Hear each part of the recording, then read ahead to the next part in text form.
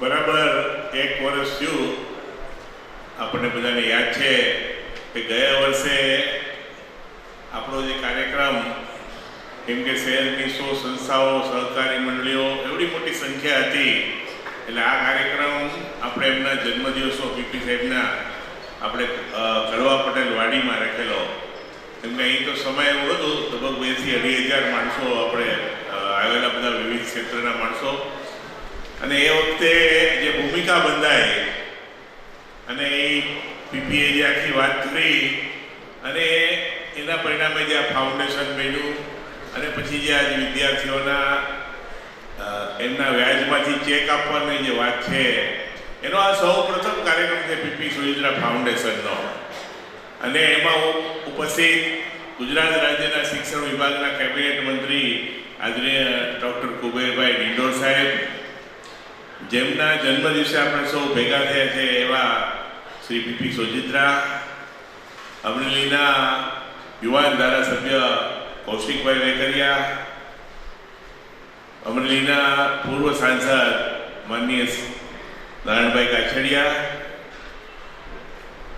આપ સૌ ઉપસ્થિત અમરેલીના વિવિધ ક્ષેત્રના મહાનુભાવો, આગેવાનો, જે વિદ્યાર્થીઓને સ્કોલરશીપ આપવાની છે એમના વાલીઓ, બહેનો, ભાઈઓ, પત્રકાર મિત્રો,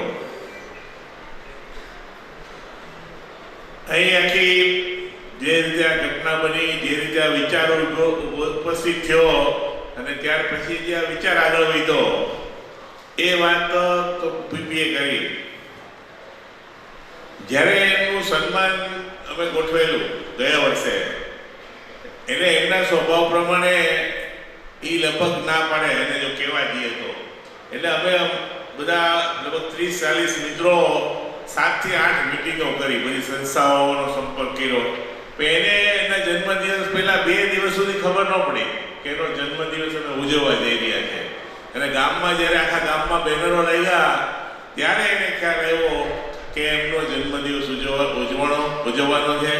એ વખતે આપણે અલગ અલગ જગ્યાએ એક સાથે બ્લડ ડોનેશન કેમ્પનું આયોજન કર્યું અને એમની રક્તતુલા પણ કરેલી.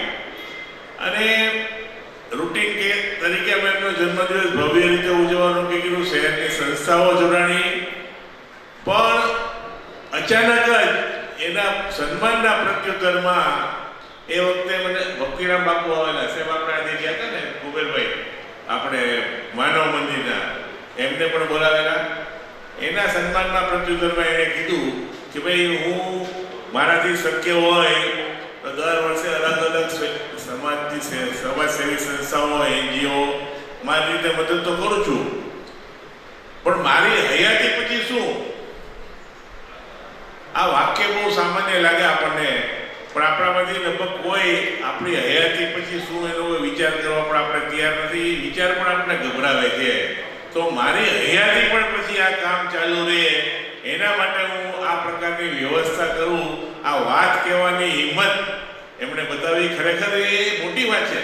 એ જ્યારે અમે એનું વક્તવ્ય સાહેબ, જ્યારે આ વાત સૌથી વધુ ચોંકાવનારી, કેમ કે માણસ જ્યારે જીવતો હોય, બધા ક્ષેત્રોમાં પ્રગતિ કરતો હોય, કેમ કે અમરેલીમાં એના માધ્યમથી જે કામો થયા છે, માર્કેટિંગ યાર્ડ હોય, નાગરિક બેંક હોય, નગરપાલિકા એમને થોડા સમય સંભાળી, તો અને ઘણા બધા ક્ષેત્રમાં સફળ, તો ઉદ્યોગ ધંધામાં પણ સફળ.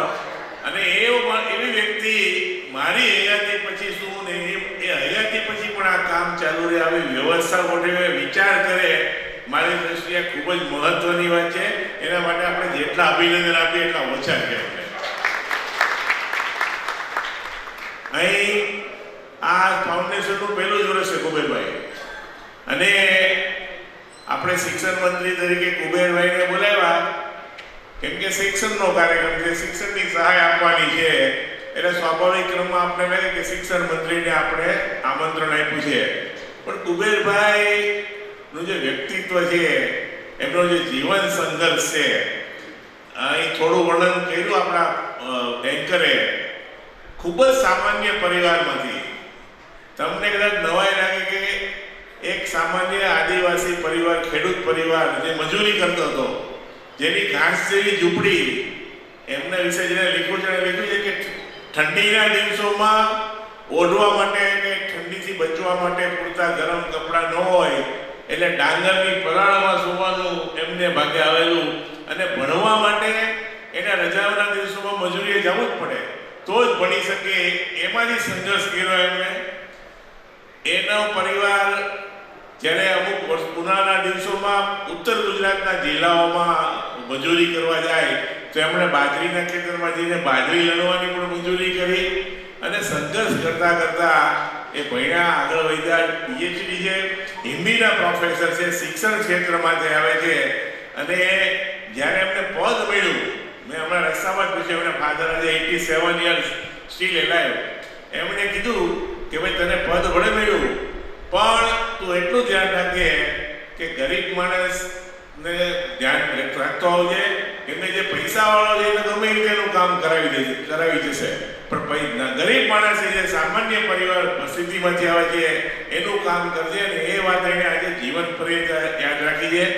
એમને જેમ ત્યાં અહીં મળ્યા છે આજે આખા દિવસ દરમિયાન, કે જે લોકો ગાંધીનગર મળવા જતા હશે, એમનું ડાઉન ટુ અર્થ જે એપ્રોચ છે, સામાન્ય સાદાઈથી કોઈની પણ વાત સાંભળવી, ઊભા રહીને શાંતિથી સાંભળવી, સમજવાની કોશિશ કરવી, અને પછી એનો બરાબર એનો સોલ્યુશન શોધવાનો પ્રયત્ન કરવો. આજે શિક્ષકો સાથેનો સંવાદ હતો, એમાં પણ બધા શિક્ષકોએ આપણા જિલ્લાના પછી શિક્ષકોને બોલાવીને એમણે પણ અનુભવ્યું. તો આજે એક એવી વ્યક્તિના હાથે આ કાર્યક્રમ થઈ રહ્યો છે કે જે શિક્ષણ ક્ષેત્રનો છે, પણ અહીં જે વિદ્યાર્થીઓ સામાન્ય સ્થિતિના સામાન્ય પરિવારના તેજસ્વી વિદ્યાર્થીઓ છે એમને પણ પ્રેરણા મળે એવા પ્રકારનો વ્યક્તિત્વથી આપણે આજનો પહેલો કાર્યક્રમ આપણે કરી રહ્યા છીએ. અહીં પીપીએ વાત કરી પ્રમાણે પછી આ ફાઉન્ડેશનને આગળ વધારવાનું નક્કી કર્યું. ભૂતકાળમાં અમારો બધાનો ફંડ રાઇઝિંગનો એક અમારો અનુભવ કામ લાગ્યો અમને. અમે લોકોએ કોરોના વખતે 70 લાખ રૂપિયાની કીટો જિલ્લામાં વેચેલી, પણ એ ફંડ અમારા મિત્ર સર્કલમાં અને લોકોમાંથી ઊભું કર્યું, પણ એક પણ વ્યક્તિને અમારે ફોન નથી કરવો પડ્યો કે આ ફંડ અમારે જોઈએ. માત્ર સોશિયલ મીડિયામાં અપીલ કરી આ ફંડ ઊભું કરેલું.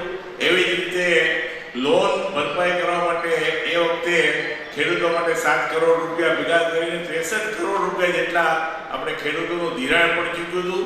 એટલે બધાને વિચાર્યો, પણ આ વખતે તો એનું ક્લોઝ સર્કલ અને મિત્રો જ એટલા બધા આ બાબતમાં ઉત્સાહી હતા. ગયે વખતે 1 કરોડ જાહેર કર્યા ત્યારે પણ બધાએ તૈયારી બતાવી હતી, પણ ત્યારે એને ના પાડી. પણ આ વખતે જ્યારે અમને એપ્લિકેશન આવી ત્યારે લાગ્યું કે આ રકમ તો વ્યાજની ટૂંકી પડે, એટલે આ ફંડ જ આપણે મોટું કરવું પડે. એટલે મિનિમમ 1 કરોડ એને પોતે જાહેર કર્યા છે, પોતે આપ્યા છે. તો 1 કરોડ બધા મિત્રોમાંથી ભેગા કરવા આ નિર્ણય કર્યો, અને 66 દિવસ થયા. પણ 7 દિવસમાં લગભગ ટોટલ મારી પાસે અહીંયા લિસ્ટ છે 67,33,000 રૂપિયા ઓલરેડી એના ચેકો આપી. એક બીજા 68,44,000 એટલે 68.5 લાખ રૂપિયા જેટલી રકમ આ ટ્રસ્ટમાં જમા થઈ ચૂકી છે. એના પ્રોમિસ આવી ગયા છે, અમુક લોકોએ ઓલરેડી ચેકો પણ આપી દીધા છે. બહુ ઝડપથી પીપી લિસ્ટ વાંચી જાઓ. બહુ ઝડપથી જે લોકોએ આમાં જે અનુદાન જાહેર કર્યું છે એમના નામો હું ઝડપથી વાંચી જાઓ. વિનુભાઈ ભાડાના આર્કિટેક્ટ રાજકોટ, જે એના મિત્ર છે, એને 11 લાખ રૂપિયાનું અનુદાન આપ્યું છે. ભાવી સોજિત્રા અને જેપી સોજિત્રા એમના બ્રધર ને એના ભત્રીજા, એમણે 11 લાખ રૂપિયાનું ડોનેશન. શૈલેષભાઈ સંઘાણી, જે માર્કેટિયાના ચેરમેન છે, એમણે 5,11,000. ચિરાગ મોદી 1,61,000. જિગ્નેશ કાબરિયા 1,51,000. દીપકભાઈ માંગરોળિયા 1,51. કમલેશ ગરાનિયા 1,51. હિમાંશુ ધારાણી 1,51. જયેશભાઈ નાકરાણી 1,11. વનરાજ પટેલ 1,11. રાજબા ગોહિલ મહુવા એના 1,11,111 નથી બોલતો ઉપરના. સિદ્ધયોગ સાધના મંડળ હસ્તે ચેતનભાઈ રાવ 1,11,000.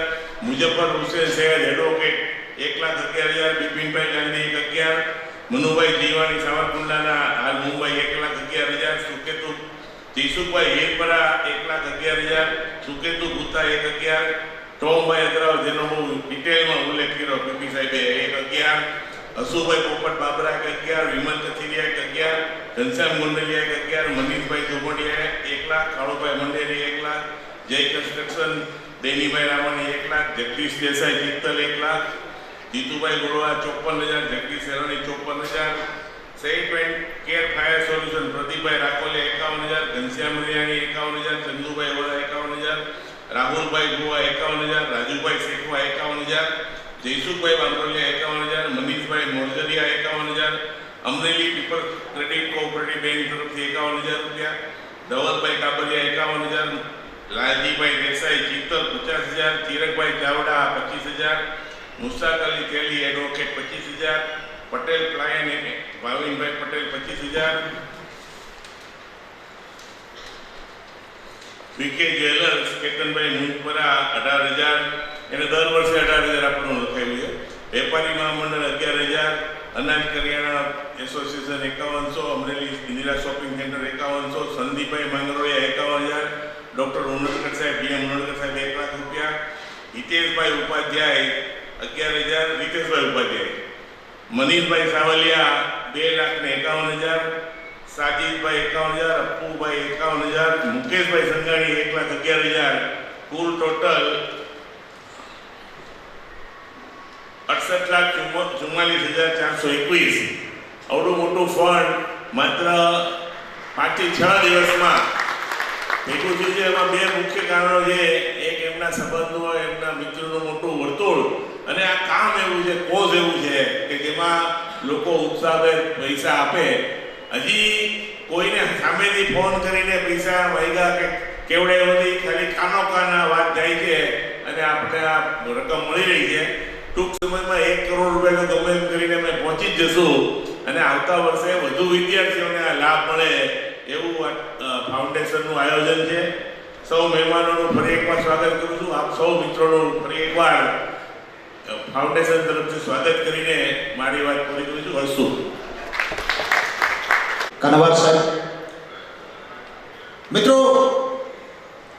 ગોતવા બેસો તો ગૂગલ પણ ગોથે ચડે એવું જ્યાં ગુજરાત, મધ્યપ્રદેશ અને રાજસ્થાન 3 રાજ્યો હાથ મેળવે છે એવી બોર્ડર પર આવેલું ભંડારા ગામ,